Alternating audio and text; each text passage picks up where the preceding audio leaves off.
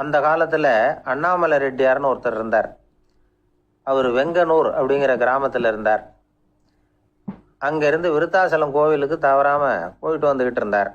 இடையில வெள்ளாறு, அதில் ஒரு சமயம் வெள்ளம் வந்துட்டுது. இவரால் போக முடியல. அதோட விளைவு வெங்கனூர்லேயே ஒரு கோவில் கட்டணும் அப்படின்னு முடிவு பண்ணார், சிவாலயம். அந்த சமயத்தில் வடநாட்டில் பஞ்சம். அதனால் அங்கே இருந்த பல சிற்பிகள் தென்னாட்டை நோக்கி வர ஆரம்பித்தாங்க. அவங்க வெங்கனூர் வழியாக வர்றது தெரிஞ்சதும் இவர் போய் பார்த்தார். இங்கே ஒரு கோவில் கட்டணும், அதுக்கு நீங்கள் உதவணும்னார். பஞ்ச காலத்தில் இப்படி ஒரு வாய்ப்பு கிடைச்சதில் அவங்களுக்கும் ரொம்ப மகிழ்ச்சி. உற்சாகத்தோடு ஒத்துக்கிட்டாங்க. ஆலய திருப்பணி ஆரம்பமாச்சு. அவங்களுக்கு வேண்டிய எல்லா வசதிகளையும் இவர் செஞ்சு கொடுத்தார். அவங்களுக்கு எந்த குறையும் இல்லாமல் பார்த்துக்கிட்டார். அது மட்டும் இல்லை, ஒவ்வொரு நாளும் அங்கே வருவார். உங்களுக்கு என்ன வேணும், எது வேணும்னு கேட்பார். ஏதாவது குறை இருந்தால் சொல்லுவாங்க, உடனே தீர்த்து வைப்பார். இவரும் கேட்பார், எந்த குறையாக இருந்தாலும் என்கிட்ட சொல்லுங்க அப்படின்னு சொல்லுவார். அதை தவிர இவராகவே கவனித்தும் அவங்களுக்கு என்னென்ன தேவைங்கிறத கண்டுபிடிச்சி அதையெல்லாம் கொடுத்துக்கிட்டு இருப்பார். என்ன தேவைன்னாலும் அதை நிறைவேற்றி வச்சுருவார்.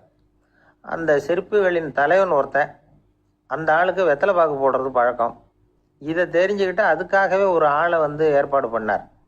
வேணுங்கிறப்போலாம் நீ வெத்தலை சிவல் மடித்து கொடுக்க வேண்டியது உன் வேலை அப்படின்னு ஒருத்தனை ஏற்பாடு பண்ணிட்டார்.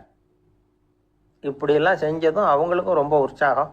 ரொம்ப பொறுப்பாக சிற்ப வேலைகளை செஞ்சுக்கிட்டு இருக்கிறாங்க. ஒரு நாள் என்னாச்சு தெரியுமா? அந்த சிற்பிகளின் தலைவன் ரொம்ப நுணுக்கமாக ஒரு வேலையை செஞ்சுக்கிட்டு இருக்கிறான். சாரம் போட்டு அது மேலே படுத்துக்கிட்டு அண்ணாந்து பார்த்து உச்சியில் நுணுக்கமான சிற்பங்களை உருவாக்கிக்கிட்டு இருக்கான்.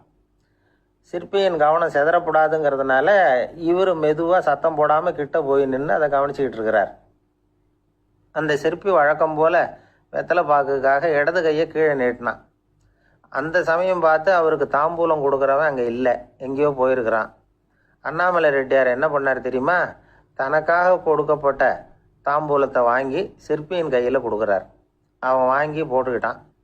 இது என்ன இன்னைக்கு வெத்தலை சீவல் வேறு மாதிரி இருக்குது, வாசனை தாம்பூலமாக இருக்குது அப்படின்னு யோசனை பண்ணிவிட்டு கீழே திரும்பி பார்க்குறார்.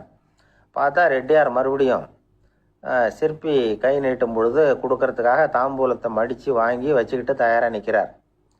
சிற்பிக்கு அதிர்ச்சி. உடனே பொத்துன்னு கீழே குதிச்சான். ஐயா, என்ன இது நீங்களா அப்படின்னா. இவர் சொன்னார், நான் ஒன்றும் தப்பு பண்ணலையே, உன்னுடைய கை புண்ணியம் செஞ்ச கை, கோயில் கட்டுற கை, அந்த கைக்கு தாம்பூலம் கொடுக்கறதுல என்ன தப்பு அப்படின்னாராம். ஏற்கனவே பஞ்சத்தில் அடிபட்டு வந்த எங்களை நீங்கள் ஆதரித்ததே பெரிய விஷயம். இந்த செயல் என்னை ஒரு பெரிய கடனாளி ஆக்கிவிட்டுது. ஐயா, எங்களுக்கு உணவு உடை இதை மட்டும் நீங்கள் கொடுத்தா போதும், ஊதியம்னு எதுவும் வாங்க மாட்டோம் அப்படின்னு நானும். அந்த சிற்பி எவ்வளோ வற்புறுத்தியும் எதுவும் வாங்கிக்கலையாம். இந்த செய்தியை தமிழ் தாத்தா டாக்டர் ஊவேசா சொல்லியிருக்கிறார். அந்த காலத்தில் எப்படிப்பட்டவங்கள்லாம் வாழ்ந்துருக்கிறாங்க பாருங்கள். இந்த காலத்தில் ஒருத்தர் கோவில் கட்டினார், வேலை செய்கிற எல்லாருக்கும் சாப்பாடு போடுவார். சிற்ப வேலை செஞ்சுட்டு சாப்பிட வர்ற ஒவ்வொருத்தர் கையையும் அன்பாக பிடிச்சி முத்தம் கொடுத்து உள்ளே அனுப்புவார். அந்த கைகளுக்கு நீங்கள் கொடுக்குற மரியாதையாது அப்படின்னு கேட்டாங்க.